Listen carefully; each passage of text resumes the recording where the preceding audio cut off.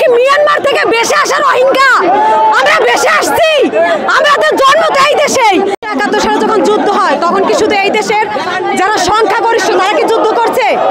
তারা তো যুদ্ধ করেনি, যুদ্ধ করছে সংখ্যাগরিষ্ঠ সংখ্যালঘিষ্ঠ হিন্দু মুসলিম খ্রিস্টান বৌদ্ধ সবাই। তাহলে আমরা ৭১ যুদ্ধ করে যদি স্বাধীন আনি তাহলে এই দেশে আজকে আমাদের অত্যাচার কেন? কেন এই দেশে আজকে আমরা থাকতে পারবো না আমাদের অধিকার নিয়ে? আমরা কি মিয়ানমার থেকে বেশি আসা রোহিঙ্গা? আমরা বেশি আসছি, আমাদের জন্ম তো এই দেশেই, আমাদের পূর্বপুরুষ এই দেশে। তাহলে কেন আমাদের মন্দির হামলা? কেন মা বোনরা বেরোতে পারে না? কেন তাদের নির্যাতন? কেন তাদের অত্যাচার? কেন প্রত্যেকটা জায়গায় মন্দির ভাঙ্গা হচ্ছে? এই দেশে কি আমরা যুদ্ধ করিনি? এই দেশে কি আমাদের বাপ দাদারা জীবন দেয়নি?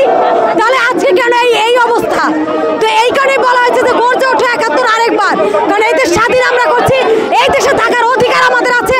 এবং প্রধান উপদেষ্টার কাছে আমাদের অনুরোধ যে আমাদের ৮ দফা আপনার কাছে হাত জোর করে বলছি যত দ্রুত সম্ভব পূরণ করুন। ৫ই আগস্ট থেকে আমরা আন্দোলন করে আসছি। আপনি কি বলে মূর্খ না, আপনি বিজ্ঞ, আপনি নোবেল বিজয়ী, আপনি আপনার চোখ কান খোলা আছে, তাহলে কেন আপনি অন্ধের মতো বসে আছেন? কেন এখন আমাদের ৮ দফা দাবি